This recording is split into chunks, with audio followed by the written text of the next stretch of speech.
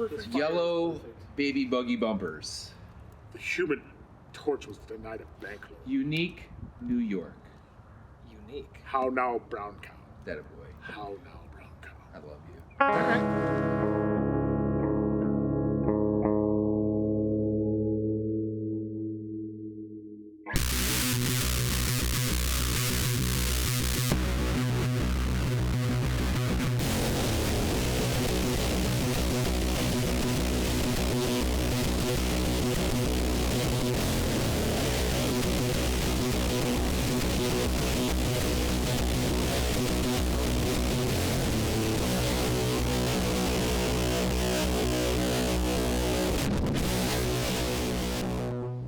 All right, so this is a pretty fun little thing right here. I get to say welcome to another meeting.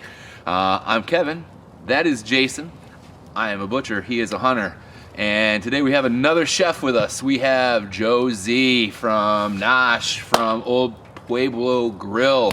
I always have a hard time getting the Pueblo out after old. Do you get that a lot? Yeah, everyone wants to say Pablo.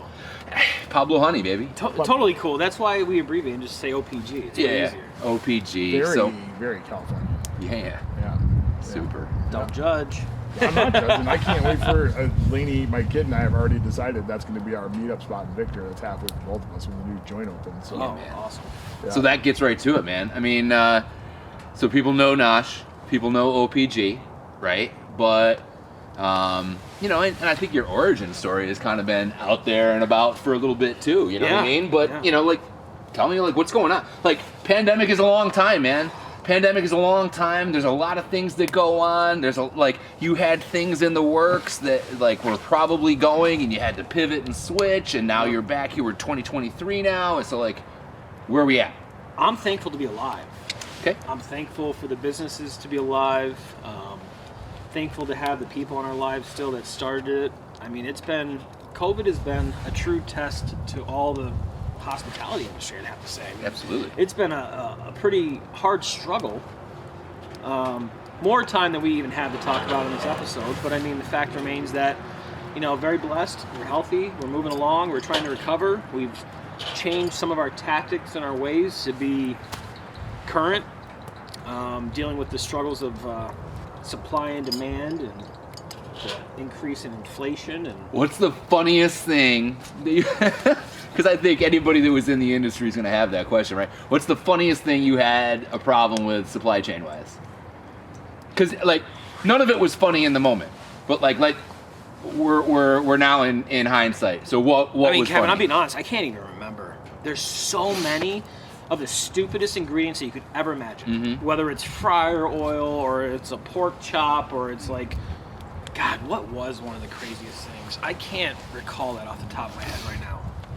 Greg was here last time, and he was salt. Couldn't believe like that there was a salt shortage, especially the fact that like we're 45 minutes away from Salt City.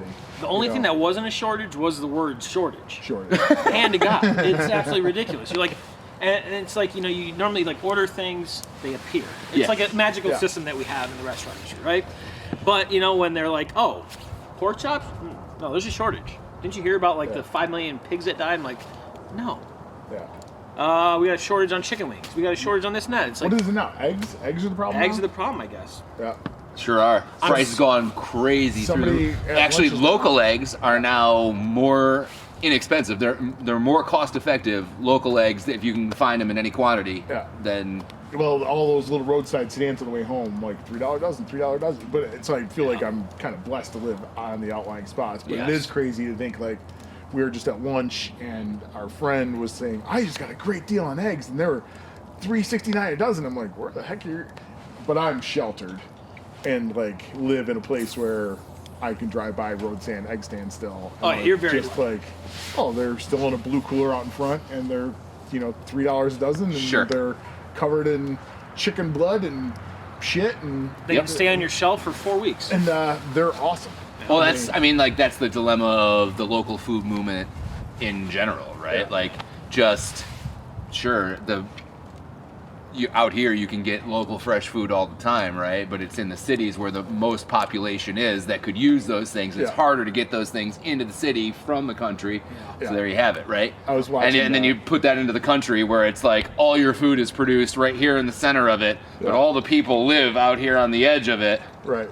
Oh yeah, I was watching some comedian the other day. It was super funny about the guy's like, you and your woke ass, you look at a shovel and your hands are gonna get blistered on it. Like, I saw that. Yeah, like just yesterday on you Instagram. And your yeah. woke ass. There's some guy that's definitely voting in a different way than you are. Like MFing you because you don't know anything about lettuce and eggs. Like, they just show up in their store. The best part about that one is he totally like turned the tide because he started out talking bad about the center of the country, and he must have been in like a New York City type of place, 100%, like metropolitan area, because like the crowd was just like, yeah, that's super funny, and then like he switched it up and he's like, you soft ass bitches, and they were like, whoa, time they were out. all laughing by the end of it. Oh, because yeah, it's so true that, like, you know, I sent that to my buddies in New York City that like come up here and you think like they're wearing Carhartts because they're from around here, but they've never seen like it was hysterical. My one buddy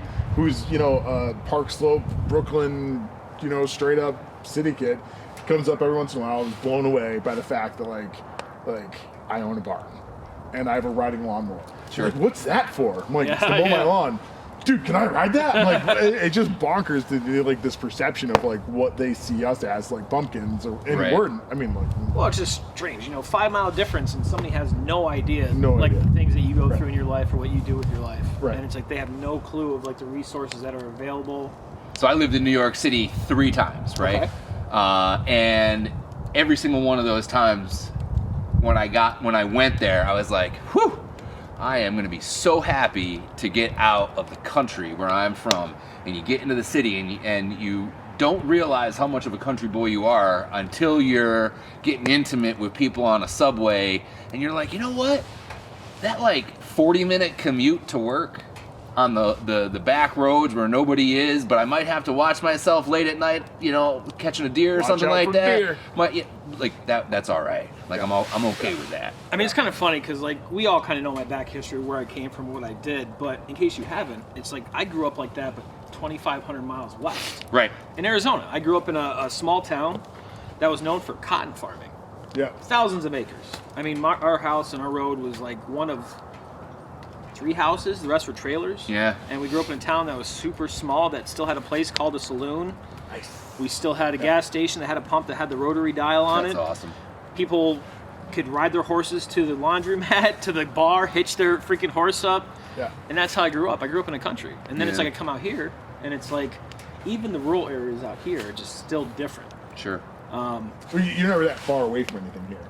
Yeah, out there, it's like what you're saying, 40-minute drive, and we called it town. Tucson was town. Yeah. You got in your car for 40 minutes to drive wherever you're going. That was called town. You did your job. You went home. I put 40,000 miles on my car 1 year. Just driving to and from work and going to the grocery store. That's funny. There's a place I've never. These places are always kind of shocking when you see them for the first time. So I was driving when I was in Kansas a couple weeks ago. The ranch is pretty long, like 45 miles long, like to drive. It's huge. So in the middle of this, where the roads like leave the ranch and come back into it, there's a town called, I think it's called Bloomville, and it is. There's a post office there, which I find hysterical because it's like 4 houses that are all pretty much, you can tell like they share a yard and stuff. It is like some crazy artist. The ranch was called Breakwind Ranch. So like Breakwind Ranch, which I had to explain to a South African guy. He's like, "Oh man, I thought that was Native American or something." No, dude, it's Breakwind. It means fart. He goes, "That's hysterical." I'm like, yeah. So like, I'm driving through this town for the first time, and like, wow, this is the middle of nowhere. Like, I have a new understanding of the middle of nowhere. Yeah. I'm driving through, and like, I'm coming to it's like sand roads, you know. I'm coming to a stop sign, and there's just a horse walking, like by itself. Love it. Like, big old grayback horse. Like, it's 7:30 in the morning, and this horse is like, I'm like, where am I? I guarantee that those people don't have a problem getting eggs. No, absolutely not a shot. They have no understanding that there's a whole world out here that's like having an egg. And there's so many places like that. Yeah, they're just self-sufficient, which is like. I tend to see that like more out west, Midwest. You have those pockets of land where you have like an hour between seeing anybody. Yeah. Just beautiful land, rolling hills or mountains, whatever it could be. Yeah. It reminds me because where I used to deer hunt in Arizona, a place called Hannigan's Meadow or near Alpine, Arizona. It's midway up the state, borders Reserve, New Mexico. And fantastic place. From my home, it was a 5-hour drive. So in Arizona, it's a lottery system. Yeah. You put in for deer. Even if you're a resident. Even if you're a resident. The only thing you can buy over the counter is archery deer. Wow, that's terrible. It is terrible. Really? That's it. Still? And it's only bucks, no does. But is it whitetail? There's a mix. Deer? So we have coos, Mules? white, and Mule muleys. deer. Yeah. Yeah, we have it all because of the variation in climate. We go from like 0 to like 10,000 foot elevation. So you have the Rockies and you have like the. I can't believe it's a lottery for residents. The only So- other place I've heard of that is Maine with moose. I put in for elk, I don't know, 10 times. Yeah. Got drawn twice. My whole life. Yeah. That's crazy. So you spend your whole time just hoping you're going to go hunting. And then it's like you have a selected amount of days that you hunt. The season's open for 7 days. Yeah. You got to go out there and wherever you're going, you got to camp, you got to do everything. Yeah. So we were 5 hours away, and that's where we camped and hunted, man, in the White Mountains. In the middle of nowhere. Like a true understanding of the middle of nowhere. Yes. I feel like New York State has like the benefit of it feels like you're never ever very, very far away from the town. Like even if you're in the middle of nowhere here, you're Like you still feel like within- that for a minute. And then you'll like run into something. You Like, get, okay, not I used that to get bad. up the Adirondacks, and then you're like maybe 45 minutes from someplace, but you're Okay. never very far from anywhere here, right? Yeah. Where in Utah, like when I'm 55 miles down a dirt road, like Yeah. like this is sketchy the way, dirt road, like right. sketchy A dirt road, single lane like dirt not a road. house on it, and then like so I got into camp in Utah on like Friday. And like just assumed there's food in camp, no food in camp. So like I actually had to like fish for food, like caught rainbow Love trout it. and cooked them and stuff. There it is, But, right there. Yep. But I knew like I had enough gas to get back to town, and town was still an hour and a half away, right? Yeah. So I'm like, all right, I found out I got there Friday, found out Saturday that there's nobody coming, going to town Sunday. Get shopping. And get some not even real shopping, just get in that town to like get some gas and like get to the real town, and didn't realize it's all Mormons. Oh, okay. There's nothing happening on Sunday. No. So like I sat outside. I got to a gas station at like 7:30 in the morning, like thinking and pulled in on fumes. Like there's no getting anywhere else. Like pulled in like. At this point, I haven't talked to anybody since Friday. So, like, I landed You're a in the hermit. airport, right, and like left and got into this truck and drove back to camp, and was like, this is a new understanding of the middle of nowhere. Yeah. Oh yeah, Yeah, man. And like sat outside that gas station, like opens at 9. Sunday with a question mark. Sunday question mark. I'm like, If somebody what decides to want to get do up I and even something. do? And sat there and like waited, and then finally some guy like showed up and goes, "You been out here for a long time?" I'm like, "Yeah." He goes, "I'll go get Joe." I'm like, Turn the pump on. awesome. And like this guy comes like a half hour later and is like, "You need some gas?" I'm like, That's why I'm here. you know what? A lot of me wants to be a wise ass right now, but none of me is going to be doing that. Yes, Yeah, sir. Yes, sir. Dude. None of that's helping. And then it was like $6 a gallon too, because it was really middle of nowhere. Sure. Couldn't imagine what it cost to get stuff delivered there. But yeah, it's crazy to think like those places probably have no understanding of like what's happening like shortage wise, because you're so far away from the city. Those places are just Shortage? forced to Dealing with that our whole life. Right. Those people bake stuff and have Right. eggs and pigs and they take care of themselves. But Now, that's- is this just something like you learned recently through your travels from being like a chef? Yeah, it's a tough word, you know. So I think I know you did it on purpose. I saw you. so. The travels, like I was in the military, Yep. but when we were in the military, you're on a base, and like you'd wander off the base and like go to a place that everybody went to, so it was never far away. For me, really truly understanding like these like outlying places, yeah, this is all pretty new to me. Like where it's like, holy shit, this is we were hunting the other day and our friend got hurt and like jumped a creek and tore a hamstring, like pulled a hamstring. Yeah. So, what do I do? like, buddy, this is self-rescue. Like, I don't know what to tell you, man. Yeah. You're calling me on the phone. You're like 4 miles away from me at the top of this drive, and like, Right. it's like, what should I do? And I'm like, nothing I can do for you. My suggestion is like, either like, if you're hurt really bad, you got to call the cops, call 911 to have someone come get you. If you're not hurt that bad, you think you can move, keep moving, because you don't want to freaking have that shit. So he like hobbled out like 2 miles on his own. But see, hunting out there is a whole different ballgame. You gotta be so careful about what you do and how you go about it. it's weird to think, like, somebody said to me, you don't know what people don't know, right? You look at a guy and say, like, this guy is a hunter. This guy knows, you know, he knows what to do. But just because you're dressed head to toe in Sitka doesn't mean, you know what it does mean is, like, you went and spent a lot of money on really high-end equipment. But that doesn't mean, it's not a freaking stamp of, like, education. Right. You know, like, in my backpack, like, I'm carrying my first aid kit. I got a mirror with me, a compass with me, all that shit. Like, I in the military, I did land navigation orienteering. Which says to me, and like, that I should be able to pull out a map and tell you where I am and like how to get to where I'm going. And I've been lost twice in my life after that. And I got lost in the Mark Twain National Forest, or the Shawnee National Forest in Illinois, which was 500,000 acres. And I just walked in on a deer trail and turned around like 20 minutes later. I was like, oh, just go back down that deer trail. Completely lost, panicked, like walked out like 4 hours later. Both my buddies were like sleeping next to their four-wheeler. Where'd you go? Like, coming out full panic.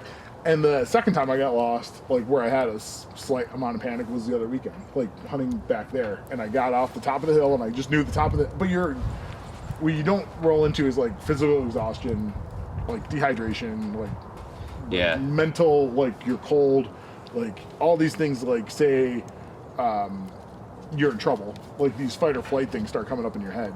And I like got to the top of this hill and I'm like exhausted, and I knew like if I went back down the hill 3 miles I could make it back to where I started, but I'm too exhausted to do that. And I'm at the top, I'm like, so I know if I head east I'm gonna hit this road, which on my Onyx shows like a half mile away. What I didn't take into account is like the snow is to my knees, and like you're trudging through. I'm not hunting anymore. Right. I'm actively like surviving. panicking. Right. I'm like, I should stop and start a fire because I'm really cold and I'm like thirsty and like all these things. And I was like, my Onyx is working. Like, oh my gosh, I'm in a bit of trouble here. And I was like, oh shit, I got a compass. I know that road's this way. Like, I don't. But a lot of cold weather stuff is like, you know, like you stop moving, you're gonna get really cold. So, but you need energy to keep moving. I pull out my compass and like realize like I'm half a mile away from this road, and all I have to really do is make it to this road. I get to that road, start a fire, get cell service back, and like my other buddy is in the same exact boat, but didn't have like the resources you did. Right, the thought process of like don't panic, just like do this. So we're in and out of cell service. He calls. He's like, dude, I'm totally turned around. Like I'm on this creek bed, and keep losing him. Phone keeps dropping. I'm like, all I can get through to him every once in a while is like, just head east. You're gonna hit that road. Head east, hit that road, and I can see probably a half mile down that road, so like I'll know when he pops out. And you know, long story short, an hour and 20 minutes goes by. It's getting dark, and like he finally pops out. And like he comes out of the woods, very similar to the way I came out of the woods in Illinois. Like, what's going on? Like, here's a power bar, dude. Come over here, get warm by this fire. And like he was just so elated to see someone. But like, it's always kind of comical to me to see like a guy dressed in Carhartts from New York City, right? Like put the gear on, has no idea like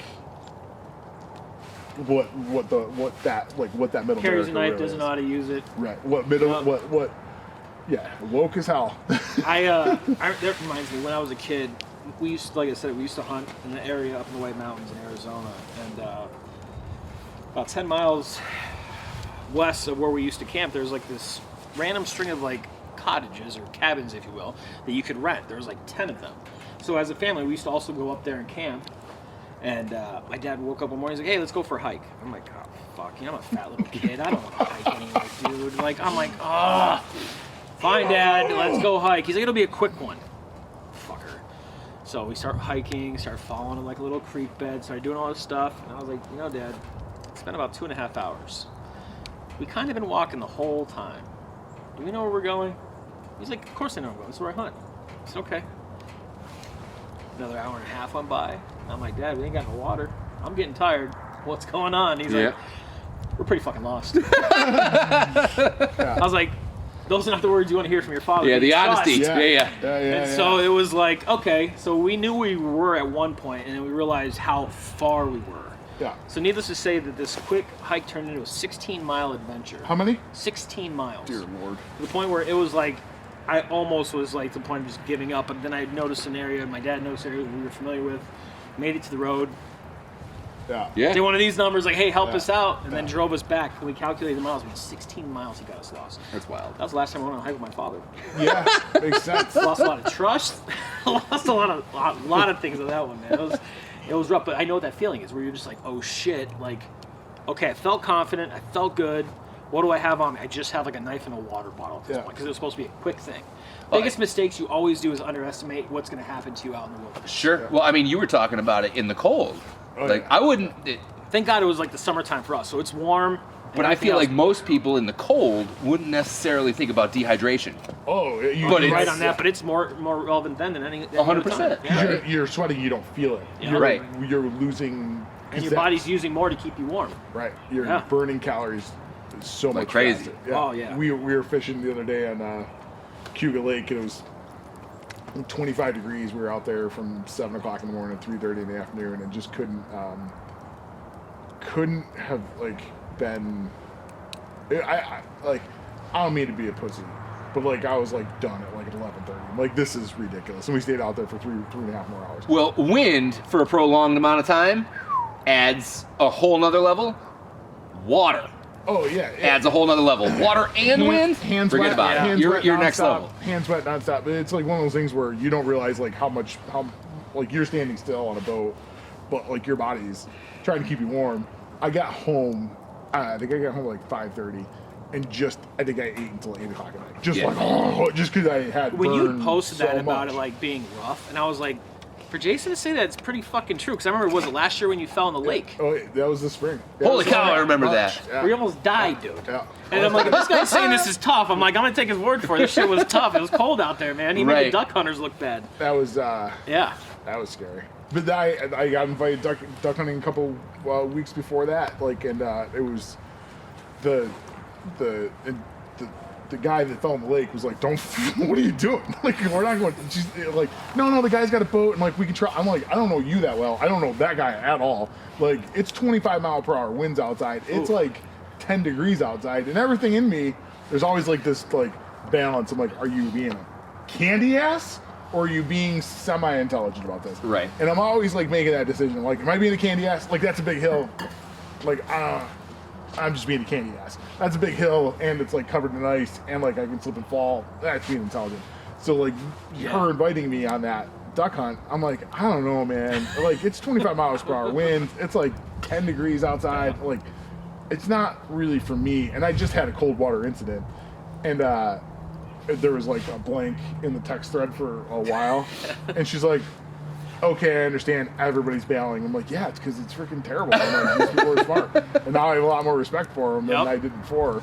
But yeah, that's It's so weird because like as we're talking and we're talking about like how like being aware of your situation and what you're doing, I'm realizing more and more how like as a kid, like my father's like involvement with the military, being in the Army for 37 years, and also like being a part of like the outdoors and hunting and fishing, like how much that really plays into like your awareness on your professional level. Yeah. Because like we're talking about the show, like you go into like thinking like you never know what's gonna happen. It's like you go into like a dinner service at a restaurant or prepping it out or an event or whatever it might be, and it's like you have this thought process of like all the what ifs, and you kind of like are very more aware of your situation of what can go wrong, or what can go right. You're doing a threat analysis already. You're used to that, right? Yes. And like planning out a safe way to do it, and planning out a what if the worst case happens, right? Like you got to have both ends of it. Yeah, and I feel like a lot of that has to do with like being in the outdoors and being prepared. Like you said, you have a compass. You have the most important thing, like even a pad of paper and a pen are huge tools to have. Mm-hmm. Yeah. You can document where you're at, a landmark, something to kind of keep your brain fresh in case you're not used to like where you're at. Same thing with a kitchen or like an event or a banquet or whatever it might be.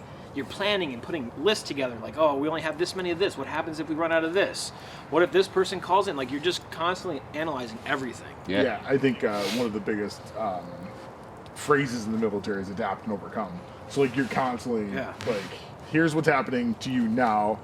You're adjusting to that, and how do you move on from that and move forward? Because I mean, like, you know, you guys know as like chefs that like this isn't coming out the way I was needed to come out, and like this is a pretty important part of my meal, and like I need to do this to this, and like I'll never forget I did smoked deviled eggs in the spring for Tiff. Lee and Tiff just had all these eggs. She's like, I don't know what to do. I'm like, oh, let's just do deviled eggs. Everybody likes deviled eggs. I'm like, I'll smoke them. It'll be really cool. She's like, oh my God, smoked deviled eggs. That sounds awesome. And whatever happened, like the eggs were just like monstrous. Like when they came off the smoker, they just like weren't like I'd done this a bunch of times on my stick burner at home, but I never did it on a pellet grill, which I just assumed the pellet grill was gonna be way easier. Yeah. Whatever happened, it looked like these eggs were just like they went from like beautiful deviled eggs on the smoker to like coming off the smoker. They were like all just shriveled up and stuff. I'm like, oh, these look awful. And Tiff comes around the corner and she's like, oh, and like Tiff's confidence. Tiff's like everybody's like sister, and she's not gonna hold it back from you. But she's like, these look. I'm like, terrible. What are we gonna do? And then like I just put them on the like I piped in the stuff and like made them all look pretty and stuff, and you know put them out, and like nobody knew that 7 minutes beforehand I was completely panicking about like whether I could even serve these things or not, and it's kind of funny how a lot of that stuff. And I think like, through your adventures of being a chef and working with primitive equipment, I think you're gonna like have so many awesome stories of failures. Because it's like, as a chef for 25 years now, man, this sounds bad, but I have less and less failures now than I ever had before. Oh, yeah, of course. Yeah. And I feel like it's not as interesting. I love the aspect of like showing up to a camp, and so I just assume that most camps are going to have some kind of grill, some kind of, you know, that back Utah flat top or something. Like Blackstone, like something. And that Utah hunt I showed up to had a, oh my God, like the first night, they had like a propane grill.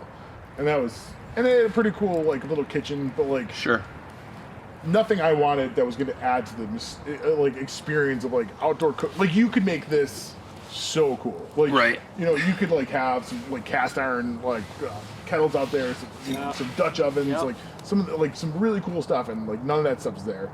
And the first night I turned on the grill, and this is where, you know, I'm learning to adapt. The grill like completely catches on fire. Like nobody had cleaned it in like forever. Oh no! And like the grill is now like I went away to get it hot. Sure. And came around the corner, and it's way too close to the shed as it is. Melting the siding. Wasn't melting the siding, but like I noticed behind the siding that this has happened before. Oh no! And I'm like, oh. And then you like then you realize like pretty quickly like, oh, that none of these guys here before are like any kind of professional cooks or chefs at all. Sure. Like they're just guys like throwing on burgers or hot dogs on this grill, and it, you know, however long it hadn't been cleaned, but that thing was engulfed in flames. and I'm like, oh my God, like this is my first night cooking for everybody. Right? Sure. And I was just gonna do badass steaks on a propane grill. I'm like, this is terrible. And my first thought is like, how do I? So what'd you do? Turned off the propane, took off the propane tank, moved it away, and just started throwing salt on it. Like all the salt I had, Milk, like in camp, just salt. And then like 10 minutes later, I get the flame out, and the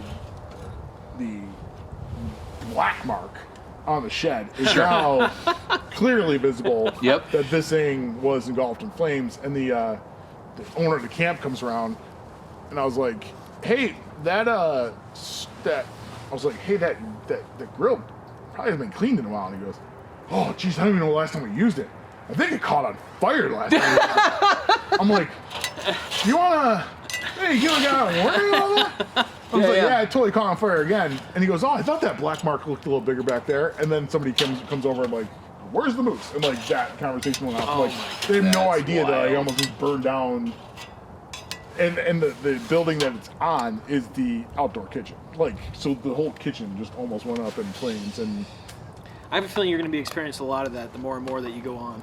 it seems like MacGyver shit like that, though. like On it. some level, it is fun, It right? is Like, fun. it's boring now because you don't make as many mistakes, you don't fail as much, and that's like the best part about like his situation where you don't know what you're going to be cooking on, Right. who you're going to be cooking for, what you're going to be cooking. Yeah. That was, Like you're like playing Chopped every time that you're like It's- literally going to cook for a bunch of people. which I kind of grew up cooking that way. Okay. Like to say like, I grew up with my mom, who's not a great cook, and like was definitely not like stocking the shelf. The cupboards were bare. Fair So it was enough. always like, what can I make? Yeah. Like that I can make taste somewhat good, and that's how I grew up. Like 100% grew up cooking that way, and like always just like.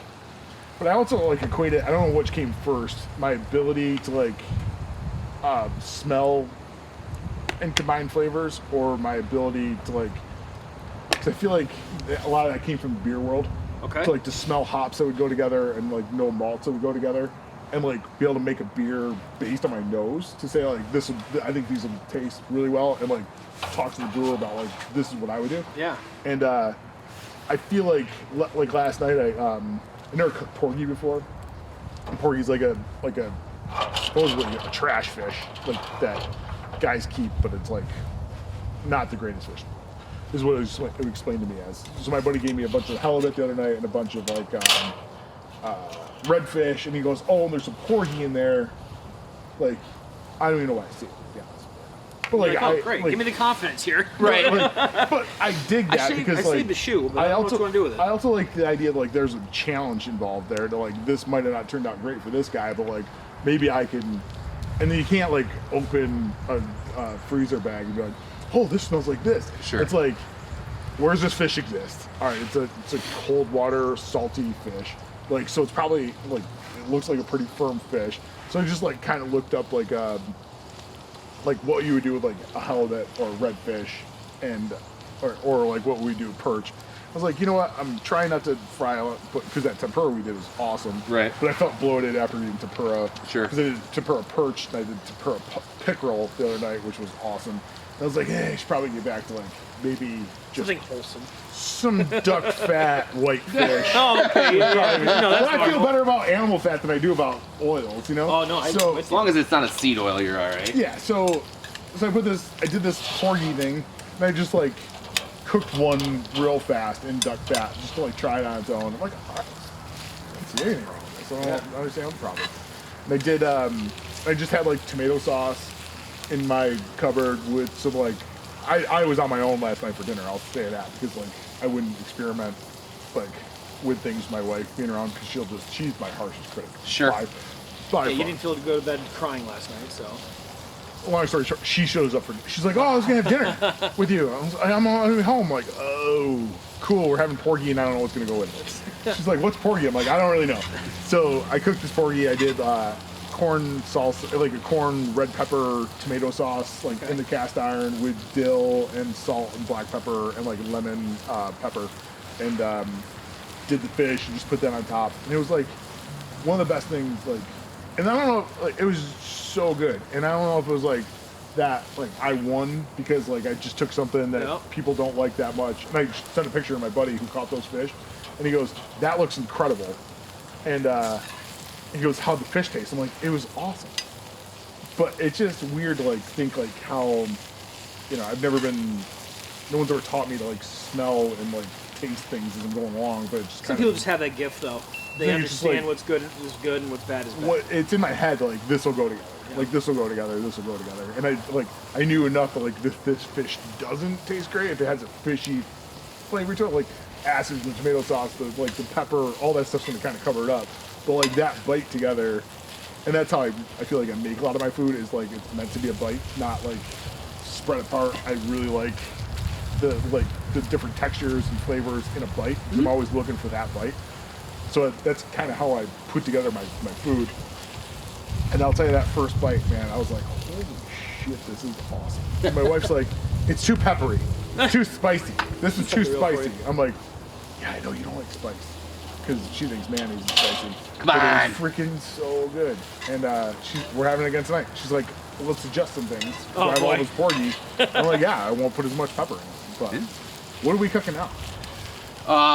So I was thinking about what to cook, and we eat a lot of Korean style barbecue in my house, right? Just kind of naturally the way that we do it. And it's a nice way to kind of eat around a fire like this because it's kind of communal. Yeah. Yeah. Kind of like how we're doing things right now, right? Yes. It's intended to be conversational, Yep. right? Social. It's very social. Yeah, and it's a style of cooking that can be done with lots of stuff, right? Like whether it's Korean style barbecue or it's hibachi or whatever, hot pot or whatever it is, like that kind of like tableside cooking is just kind of fun, right? I had some beef fat that I had left over from I don't know, I think it was a strip loin that I had cut down here. And so I just took some of the fat, kind of julienned it, and threw it in the cast iron, rendered it down, and put it on the little sizzle plate here with some kimchi, get that all done up, right? Then I went down, honestly, I went to the Mendon Market. We were talking about little grocery stores and stuff like that. I love this little Mendon Market down the street it's from great. me. Yeah. It's just old world, old school, small grocery store. It's not the big chain, big name, big letter in the alphabet, bullshit. right? Yeah. It's just, Yeah. but it's got everything you want, right? Yeah. So I walk in and I'm like, all right, I had an idea of like what I wanted to get, and they actually had some boneless short rib that they had just cut. Clearly, but it says Chuck on it, right? So actually, it's Denver steak is what it was. Oh, yeah, okay, yeah. Right? I love Denver's, yeah. Classic. So I was gonna buy it, but then they, as you'll Hold see on. in a steak. What's a Denver steak? Okay. Chuck flap. Chuck flap. Okay, Chuck flap. I know Inside chuck the flap. shoulder. Yeah. Right? Inside, like off the shoulder inside, right? That. So take the short rib, Yep. right? Extend it as it comes over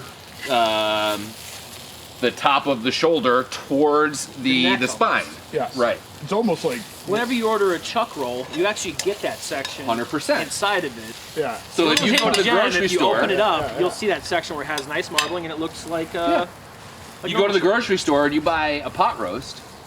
If you get the right one, you got a nice little Denver Yes. steak Yeah, right there. yeah. Okay. And I always get sad. I'm like, oh, you just want to be loved. It's like the chuck itself. You can cut like the first 3 inches off there and get really actually decent steaks off of that. Yeah.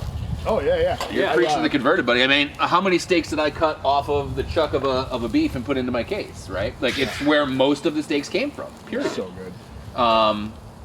And so, I was going to grab that, but like we were talking about the other day, I think we're still in a scenario where it's like after holiday specials, right? Yeah, we're still somewhat close, Yeah, right? yeah. But it's also small grocery store where it's not vacuum sealed stuff, right? It's a shrink wrapped over the top of a styrofoam Yeah. bolt, right? Yep. Yeah. So you got 3 days in that bolt, and then they got to move it, so they put it on manager special, right? Yeah. They had T-bones for $1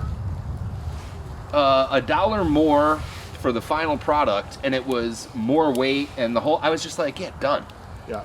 So I picked those up instead, because we're still gonna cook them Korean barbecue style, right? But like, we could talk about like what that is and show you that you can literally do it with anything. So like, we've got the strip, right? I just hit it with a stupid little marinade. Stupid. Stupid. You can tell It's the just- marinade was stupid. 'Cause It's just soy sauce based, you know what I mean? Like, Yep. just whatever. Just add some more umami, right? That's it, right? Kimchi kind of takes care of itself. Kimchi thing is kind of funny. Like, I used to make a kimchi sausage, and the whole kimchi sausage thing was just an homage to my wife and her culture and her food. And, we had my son who was born already. We had a daughter on the way. So it's like, how do we mix her culture, my culture, make the kids feel like they're a part of both, right? Yeah. And I loved when my wife would make kimchi jjigae, which is just kimchi stew, right? Well, that's like so much in cooking is like building flavors, Yeah, right? yeah. Well, like kimchi stew, the way I'm taught it is like the very first thing you learn how to make, right? And you're just basically putting kimchi and water in a pot and making a soup from it. Yeah. Right. Yeah. Now there's variations of that, and Yep.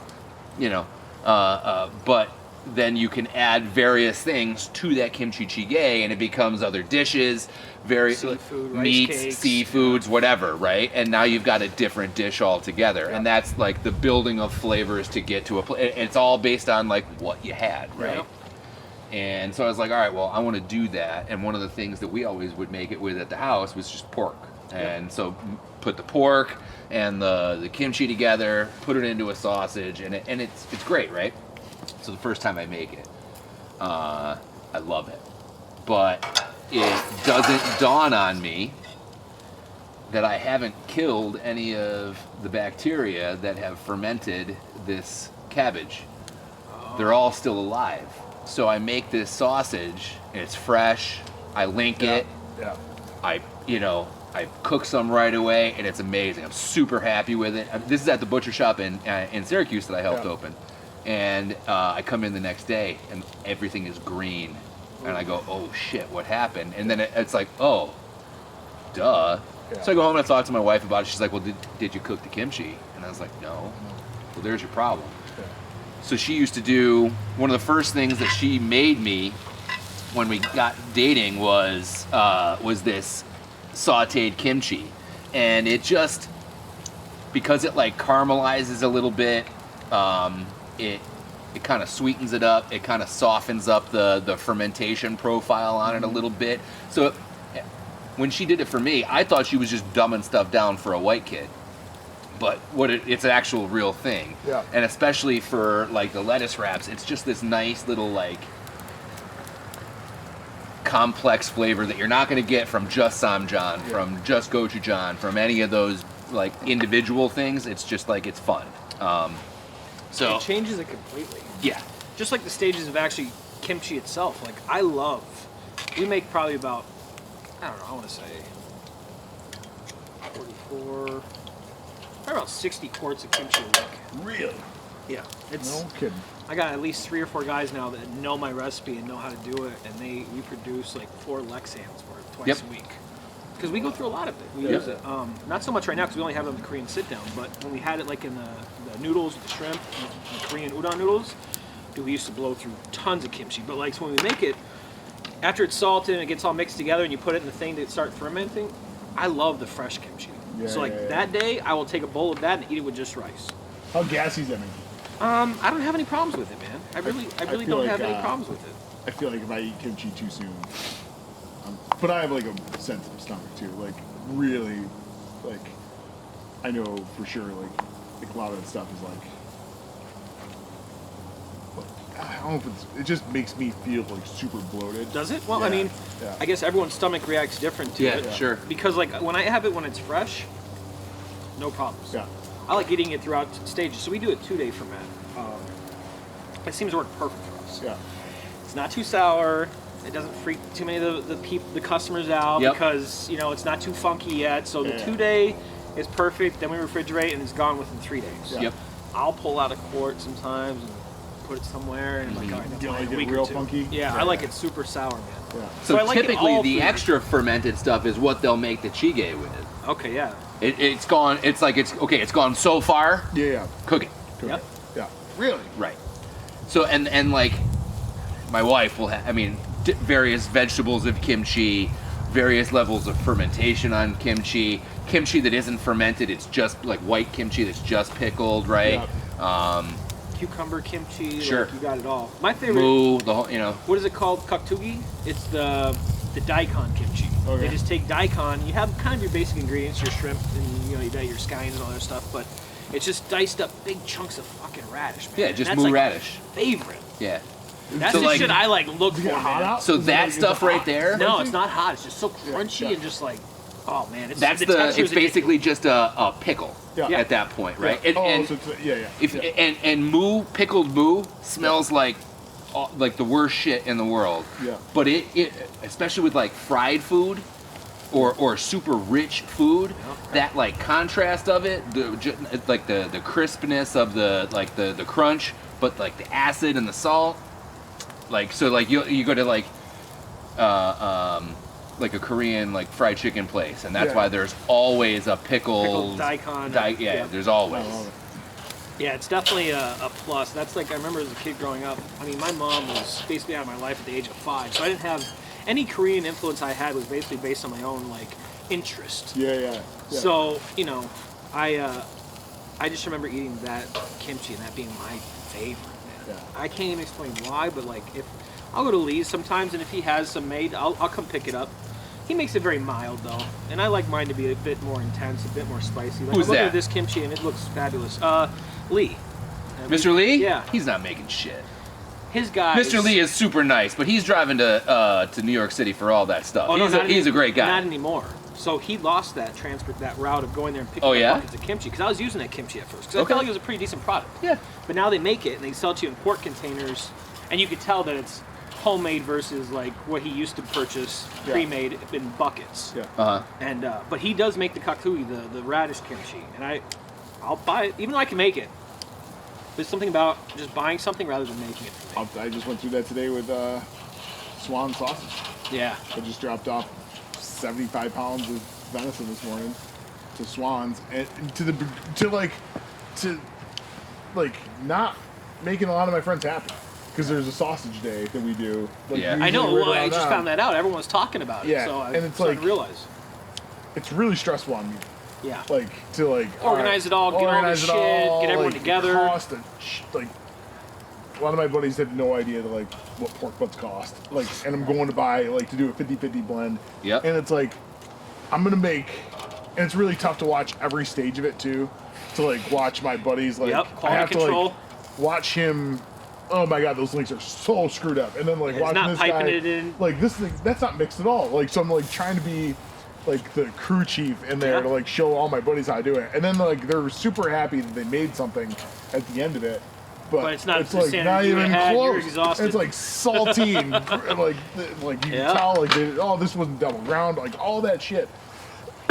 I'm not knocking. That's my the most friends. common one too. Is not progressively or doing a second grind at all. It's like the Back to the Future. Biff! Putting a second coat on there? Just finishing it up now, sir. That only looks like a first coat to me. You're right, Sarah. It's only the first coat. Yeah, you got me there. You got me again. And it's just like, I know that I'm not going to be able to, like, when, it's just, it's such a weight off my shoulders. I do enjoy doing it. On a smaller scale. On a smaller scale. Yes. And I enjoy doing everything on a smaller scale. And I grew up with my stepdad who, like, we would do a sausage day in January, and it would be like a 300, 400 pound sausage day. And it was a lot. And then, but he had, like, guys doing it for 20 years with him. So they all knew, they all had their part, they knew what they were doing. All right, who's the most sober here? And I think that's like the fun part about being a chef, is trying to introduce people that aren't familiar with it to doing it, because you see the light in their eyes of the instant gratification. And that's but then it like drains your soul and your happiness out of you, because you're watching them fuck it up and you're like, oh. Kind of hurts me a little bit to like, all right, cool, we just made 180 pounds of sausage. It just took us all day. That was 20 And days it's in the field. Not that great. Right. And like, I know you guys are all excited about it because you just made something, but for me, it's like, and then they're like, so what are we doing sausage day? I'm like, yeah, we're actually not. I dropped it all off to Swan. And you don't want to use the word chef, but he is like the epitome of it. He's getting all uppity about his food all of a Yes, sudden. he knows. Yeah. I'm uppity. I feel like it's funny because the word chef isn't a real, like in South Africa. So I've been spending a lot of time in South Africa. They call them chiefs, like, and the two South African guys I'm with, like, and I don't think they have I think they have a problem with the vowels of it, so it just comes out chief a lot. So they can't, like, the one kid we work with is named Elias, and they can't say Elias. It's Elias. And for them to like say chef, it's like a hard word for them to say, so it like comes out chief, and I like chief so much better because chief has a military connotation to it. And Well, it's that way in Same thing. Spanish too. Yeah. It's Jefe. I thought it was pretty like fun to hear that and Oh say my that. god, you see the way that just blistered up when he poured it in there? That's pure sex, baby. Oh, All right, boys. I do have a problem with the word chef, but it's like a respect problem because like Greg Johnson, you guys, like real trained, like badass chef. I feel like I don't know. I know I care about my food. I know I care about the people I'm serving a lot, and I know that like I love changing people's minds about stuff. Like Yes. this is That's what I live for. This is like you're gonna do your heart. Like, oh my god, and like changing people's minds about what they're consuming and making sure that they care about it as much as I do moving forward, which is I think is a huge win. And so I think I said it the last time, but like somebody told me, you're not that great of a bartender, but you get by a lot on your personality. And I think like everybody that sits at my tables knows I care about them very much. Yeah. And like the food I'm putting in front of them, I worked really hard. Well, that certainly is like, to me, chef is like two things, right? Like it is this not being one of the two things. It's overglorified, right? Yeah.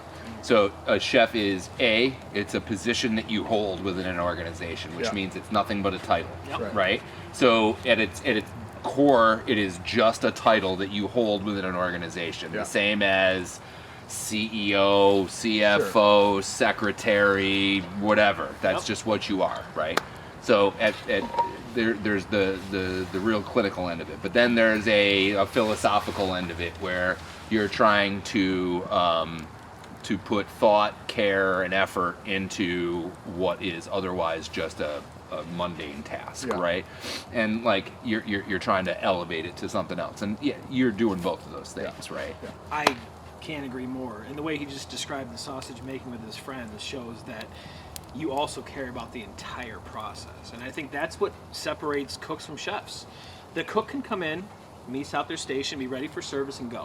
Yeah. But do they care about the sauce that was prepared that took 4 hours from the saucier?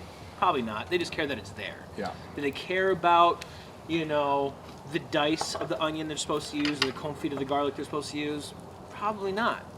But the way you described like the sausage making, you can deny this for the rest of your life. No, But it's like you deserve to have that respect because you have that respect. To me, a chef is a person that cares from everything from the beginning of ordering it, receiving it, preparing it, cooking it, serving it, and disposing of it.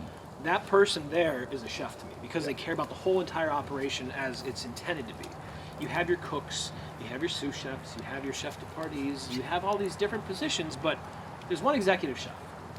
And I think that person is responsible for the caring of everything. Yeah. The father of the kitchen, the chief of the brigade.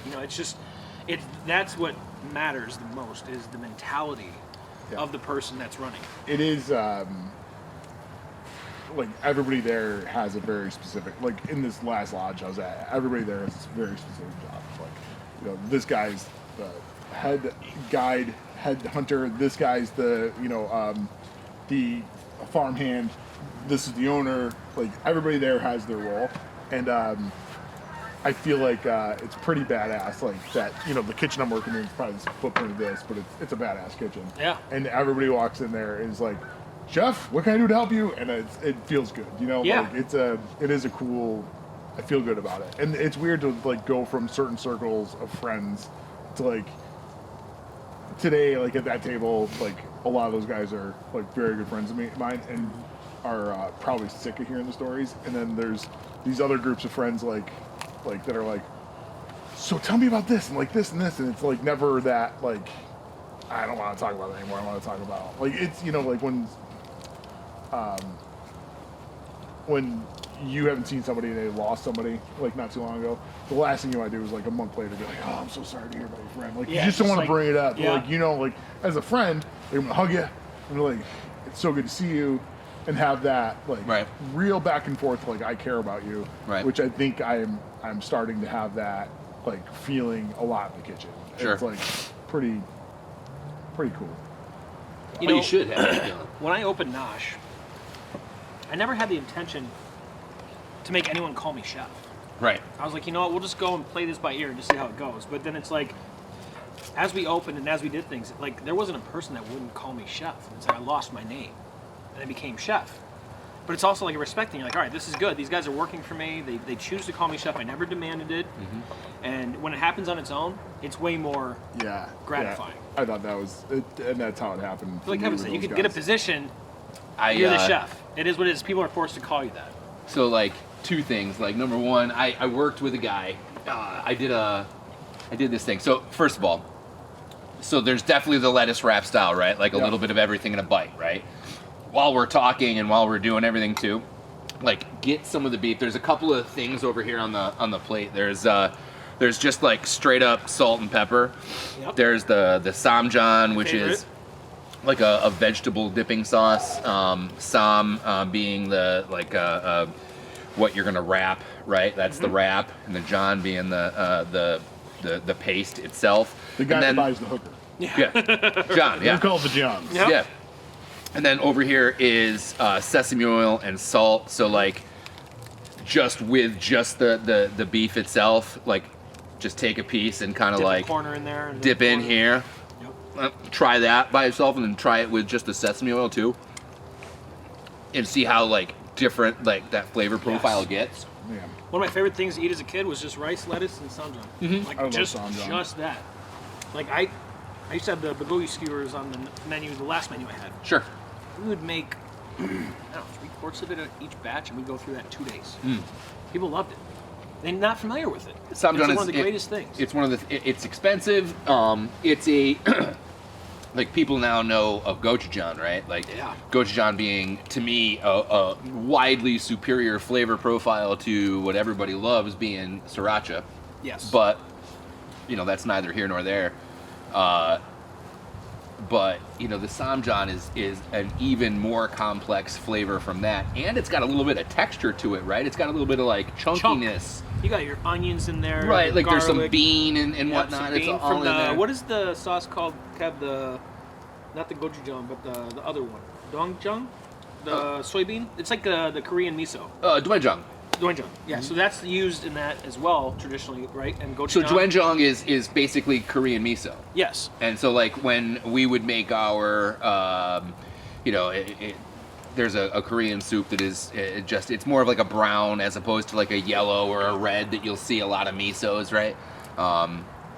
It's great, but yeah, no. So it's all of those things, but God's good. this Korean style cooking is just fun, right? Yeah. Like pass Very it around, interactive. have fun with it. Well, that was like the model of Nosh for me. So I grew up in Arizona. I had a lot of Vietnamese friends, Cambodian, Lao. And we take like electric skillets and put them on the table. Sure. And then we just cook a bunch of seafood on there, vegetables on it. You'd be constantly just adding more to it and eating it. Yeah. And we'd spend like 4 hours eating and talking and drinking around a table. Mm-hmm. So I created Nosh. I was like, I want it to be more of an experience for people that's interactive.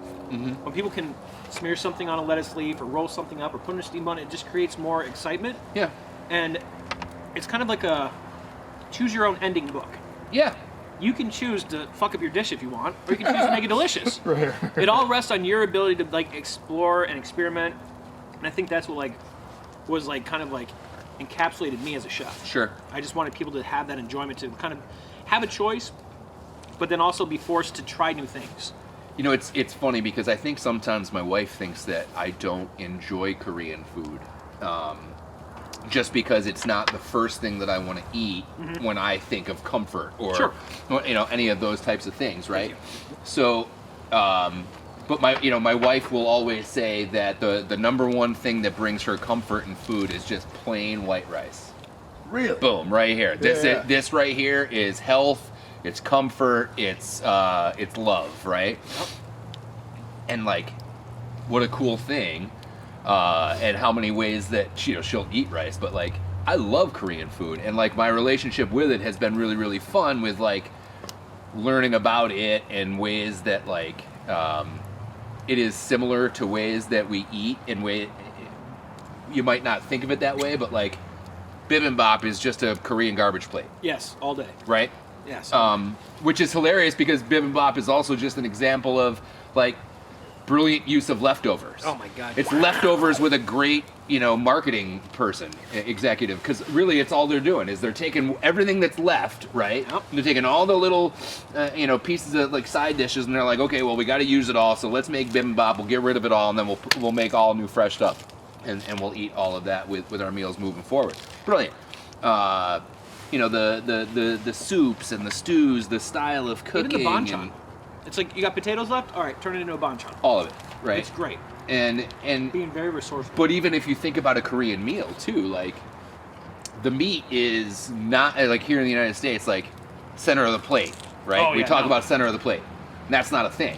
Center of the plate is there, like you're gonna sit down, you're gonna have a bowl of rice, Mm-hmm. you're gonna have a bowl of soup, there's gonna be a bunch of little pickled dishes and you know, different banchan and whatnot that you're gonna eat, and then a little bit of fish or a little bit of meat. Protein's always like the last focus. Right.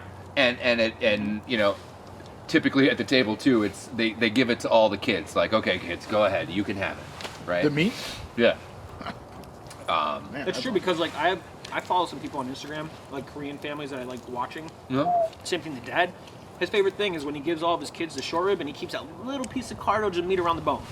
They all give it to him. So he gets a bowl full of this and they get the meat, but he like really enjoys That's that what part. I end up eating all the time. Me too. My kids don't want the fat cap The on the chewy part, outside of the yeah. galbi, and they Oh. don't want the intercostal around the rib itself.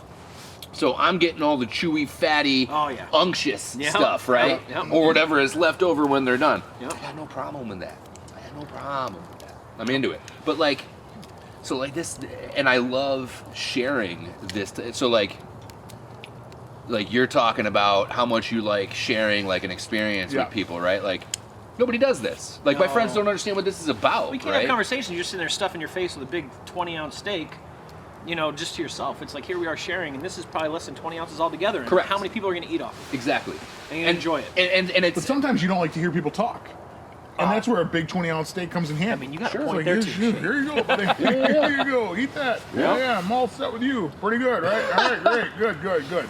and it's funny though how like in the United States everybody wants to start doing this now, and if you go to Korea, Yeah. the Everybody's American going style the other way. steakhouse Yeah. is like and Booming. charcuterie and all of these things that like right now they're starting to hit there. It's really interesting. That's another one of those words the South African guys can't say. Charcuterie. They get stuck on words. It's hysterical. Yeah.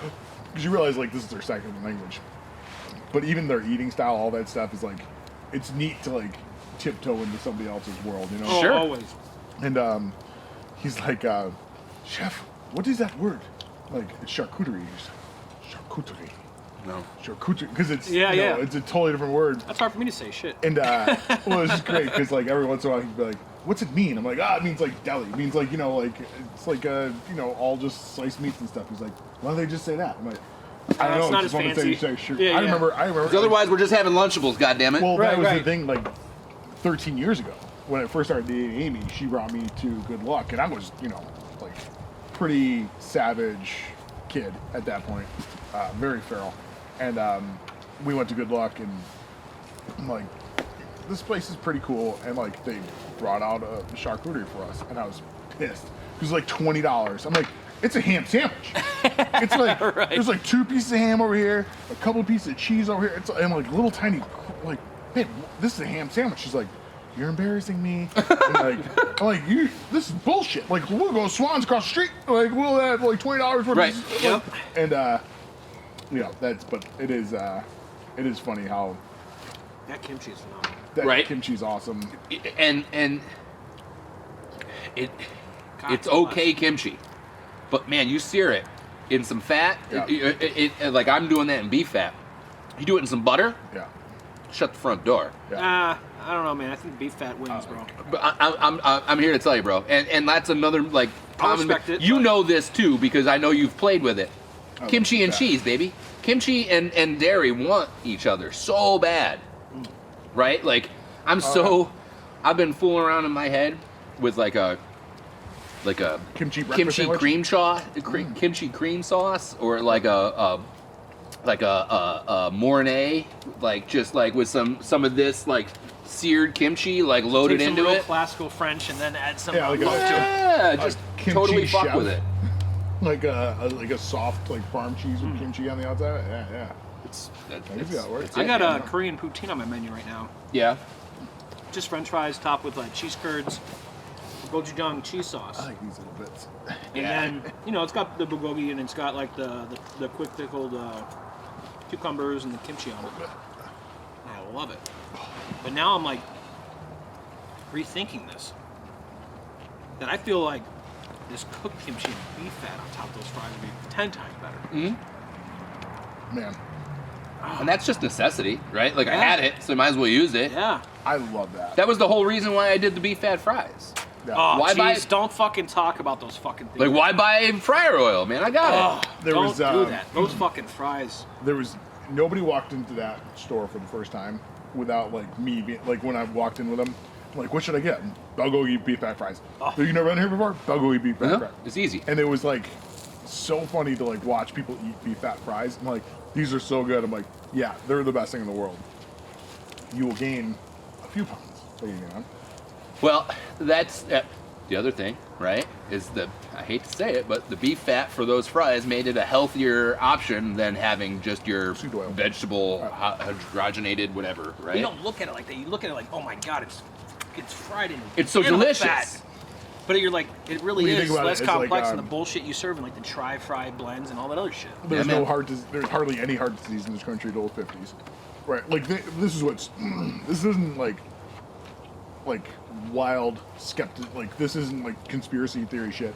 There's like really no heart disease in this country until they started modifying syrups, like or oils. Like when they were like, oh, get away from lard and let's go to canola oil or whatever, Crisco, any of that shit. Like where they were like started screwing around with those oils and started changing how people consume stuff. All of a sudden, heart disease, you know, I don't feel better than when there's no seed oils, when I'm not consuming sugar, when there's when I'm just eating, you know, eggs, greens, and meat. I can't feel that. I wake up in the morning like, let's go. Like, I agree with people nowadays who say like there's no such thing as like eating quote unquote clean. Right. But like, that's the way that eating like that certainly makes me feel. Oh, 100%. So you can't tell me different. You can't tell. When I'm like 3 or 4 days into venison, and like those eggs I buy around the corner that hen, you know, is like living a good life and not having all the shit pumped into it, and like eating organic whatever from, you know, greens, I'll plow through a wall. Like I don't feel better than I do when I'm doing that. Like just drinking a gallon of water a day, like doing all, like it's like the magic recipe for like how my body functions the best way. And I know for sure, even like the last 2 days where I've been eating like the tempura, which is, you know, flour and like I'm cooking it in like peanut oil. Like my belly's distended. I don't feel good. Like I feel it in, like I feel like everything's inside me. I'm like, and imagine like never not knowing that. Oh sure. Like I know that if I eat this today, I'm gonna feel that tomorrow. Imagine just like that's just your baseline. Like that's how you feel all the time. You have no idea what's wrong with you. You have no idea why your back hurts all the time. All that stuff. Like I can tell you, like my back hurts today because I was fishing 3 days ago and like I was on a boat rocking and rolling the whole time and it was super cold and I probably tweaked my back. Or it's because I ate a shit ton of gluten 2 days ago and it's starting to process through my body. Yep. But like, being able to pay attention to your body, to notice those, what could otherwise be described as a minuscule like difference, right? Yeah. Oh, yeah. Like you wouldn't necessarily know it unless you know it. Nope. I know what my baseline is. That came from Whole30 for like a month of like knowing I have sugar, gluten, like issues. Right. And that's why that was one of the big reasons I stopped drinking beer, because that's all sugar and gluten. Yeah. So. Well, so boys, we've talked about hunting. Yeah. We've talked about gluten. We've talked about Korean food. We've talked about getting lost in the woods, getting dehydrated. I don't know, pretty good conversation, yeah? Absolutely. And I think a lot of the conversation kind of led for me to kind of like take a step back and realize the influences that really kind of paved the way for who I am today, very indirectly. Yeah. You know what I mean? Very indirectly. Well, I have when I think of like guys I have a lot of respect for, you know, Greg was here yesterday. You, and we don't interface much. Like, No, we message a lot yep. through stuff, and it's like we're always keeping tabs on each other and stuff. But I have an immense amount of respect for you, and the only reason I feel semi-comfortable having the moniker chef is because of him. Sure. Like, no, dude, you're doing it. And like he wrote this pretty prolific thing about like what a chef is, and like, and I was like, I guess I fit all that stuff, and I should probably become more comfortable with that term. It's a weird thing I don't feel comfortable with it here, and I feel very comfortable with it when I'm abroad. Yeah. That's a mirror. That's a looking in the mirror thing right there. That's a whole other podcast. Very weird, isn't it? I'm trying to think if I ever had a problem accepting that too. And I was like that for a lot of years of my career. Yeah.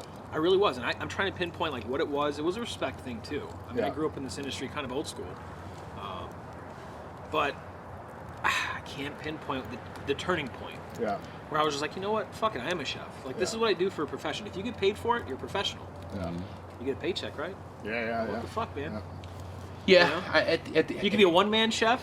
You could be in charge of 30 people. I guess it all just depends on where you're at. But I think that, like I told you, I think the most important part is caring about the entirety of it from the beginning to the end, and having respect for the ingredients, respect for the customers, respect for everything. I mean, obviously, you give a shit whether or not, you know, they go to bed that night happy, full, you know, beyond, like, blown away by expectation. I mean, I think that's, like, what you strive for. Somehow I think like the way I am starting to feel comfortable with it is because I feel like a teacher to a lot of these guys that are hunters but have no idea how to process their own animal, how to cook their own stuff. So if that is like the part that I can start owning, like where I'm dealing with these badass hunters from like are killing animals all over the country and like have tons of racks on the wall and like what you expect like from like a guy that's proficient in the woods, but he doesn't know how to cook it and he doesn't know how to like process it, and like he's standing there like all these things are like new to him, and then all that is like my old man's voice inside my head of like, all right, you want to hit that ball joint just like this and like pop it this way and lean it this way. And well, it's funny because I always the way I describe you to people, because you know the way I used to say it is my beer buddy, right? But that's not the definition of you in any way, shape, or form anymore. So when I describe you now, I kind of refer to you as my friend that is a steward of the outdoors, right? And to me, like a steward of the outdoors means that like you are interested in what it takes to maintain and preserve it, but also what it takes to get the people around you to do that exact same thing, which is both leading by example and teaching them what they have to do. And I think, to get back to my definition of chef, that's kind of it too, right? Because if you're going to be a chef, then you're going to be in a position to lead like you're talking about. And if you're going to be in a position to lead, then you're either yelling and pointing or you're waving them along with, right? And that's, well, and you know, shoulder to shoulder, neck deep in it with them, and you know, we're going to dig out of this hole together, right? Like it's right there, and I can't get there without you, so let's... No one's coming to save us. Right. Yeah. So let's do that. Right. Well, it's like McCann's. Like we all know, nobody ever just said it was a butcher shop, because it wasn't just a butcher shop. To me, it wasn't. You guys did so much creative, fun, funky shit there that it was just phenomenal. I wish we had time to do more. You know, unfortunately, the reality of that is the stuff that was fun wasn't the stuff that made money. And that's also, as a chef, you have to realize you're cooking for other people, not for yourself. Yeah. Well, you were changing people's minds a lot on the other side of the counter about like... I was changing my underwear more often than anything else. It's funny. As I was like shitting my pants going, am I going to be able to pay the bills? None of us can take a compliment. I know. Like, we're just so terrible at it. But it is funny like to think like you constantly like watching you in your vehicle, your showcase, like change people's minds, because it's easy to sell a ribeye. It's easy to sell a freaking porterhouse. It's easy to sell a piece of filet. Like everybody knows what that is. It's super sought after. Not so easy to sell like a Denver cut or a bavette or oyster cut and like explain to those people like why that is. What's really cool about that is like when you do change those people's minds, they will go deeper into it, and then they're hopefully having that ripple effect of like, oh, I got this piece of McCann's. Yes. I know something you might not know. Check out how good this is. Oh, fuck, dude. And then, if I had $1 for every time I told somebody to try the fucking burroti sandwich and the fucking fries, or the sloppy Joe, or like everything. I remember the first time I went there, one of my general manager was like, hey, let's go check out this place. And I said, yeah, I've been looking at my grandmother. When I moved to Rochester, when you opened up, she saved this whole article that you had and said, you gotta go check this fucking place out. It looks like, well, obviously she didn't say fucking, but she was like, you gotta go check this place out. Cool She's shit. like, Foul-mouthed you lady. gotta check it out. Down And it seems chick. like right up your alley.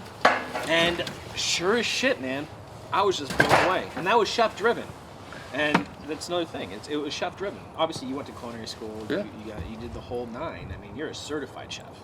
So's my wife, man. Yeah. I mean, that was a huge misperception while we were there, was that she wasn't a cook, a chef, a creative force. And I didn't know that until you dragged me through your kitchen that one day. And you're like, oh, my wife this, my wife that. I'm like, son of a bitch. I'm like, she's the one doing it. I'm like, that is freaking amazing. One of my favorite things in any bar restaurant experience is like knowing the owner as like a female, right? And having a competitor beer guy, like food guy, whatever it was, like walk in and talking to the owner and looking at the owner in the face, who's a female, and saying, "Is the owner around?" Oh, you just shout yourself. And there was no greater experience than watching that with Mo. Sure. Like, because she would play into it. She would let you hang yourself with all the slack you wanted to take on that one. It was the freaking best. Yeah. A kid from Remarkable Liquids did that. Like, walked in and looked at Mo in the face and goes, "Is the owner around?" Because I want to sell some shit. There's a whole episode on Mo scaring people in the building. That's like, she scared every single one of us. She scared Singer out of a shirt in the dining room. Really? She walked right up to a circle of big, burly, bearded beer dudes. She walked right up to Mike Singer. Mike Singer, who's stronger than a baby gorilla and scares the hell out of me. Really? Oh, God. Have you ever... just shaking his hand scares the shit out of me. I feel like he's going to do a Hulk thing and just go, no. Right? I love Mike Singer. But he's the nicest dude in the world, right? But he walks right up... She walks right up to him. Nobody saw me. She walks right up to him and goes, "I like your shirt." And he goes, "Thanks." And tries to like go about his conversation. She goes, No. I want it. I think this happened to me. I think she Take did this that to shirt me. off. I think she did this to me. And he was just like, "Really?" Was it a button-down shirt? Yeah. It was me. She did that to me. Oh, she did. She did did to it all of multiple us? people. Then I was there for the Singer one because I remember him looking around, going, "Huh?" She's definitely got one of my. She's got my beer shirt, my Reeb shirt. Yeah. Yeah, does. my Oscar Blues. Does. That shirt was It's sweet, hanging in too. my closet. Thank you. That shirt Oh my sweet. God, that's funny. It says it's like it's the two knuckles because Dale started a bike company called Reeb. Okay. And one of the guys from Oscar Blues was like, "Dude, like you should wear this shirt. It's badass." And it says beer on it's two knuckles come together. It says beer on one side and Reeb on the other. I'm like, that's such a sick shirt. And Mo, like, Punked you for it. like. I don't know if she had a knife in her hand. I felt like there might have been a knife. But she's like, "That's a nice shirt." I'm like, "Thank you." And then like that was her shirt. All of a sudden it's like I'm standing there. Welcome to my marriage. And that will do it for another meeting. Before I get myself in lots of trouble. But Joe, thanks, man. Pleasure. Honestly, it's always great to talk to you. Yes, sir. It's funny when Jason and I started talking about this process, because I thought about doing the podcast with you and Chris, and it was a great experience. So I wanted to obviously sit down and chat with you right off the bat. extremely So. We got plans for you. Yeah. This fall, it is my goal to get you in the woods. We'll see what happens. It's not such a far. I'm not thing against for it. you. I'm not against I mean, it. like, this is a nice backyard. You can shoot a bow here. Oh, for sure. And I need more of an excuse to stay up on mine, so. You go hunt, right? That's what Yeah. the majority do. I'm telling you, man. You're 20 minutes away from Bloomfield. Yeah. How far are you from? Again, you're not- Over Springwater is where I hunt. You're not hurting my here? feelings. So you're right here. I'm So into you it. go right by it. Yeah, I go 15A. And Let's go, dude. I have an old bow. We gotta shoot some guns too. I'm Yeah. into shooting guns. Period. Period. Exactly. I don't care. Like, It was a End of pleasure. story. I appreciate you inviting me. Thanks, man. I appreciate the invite too. See you next time.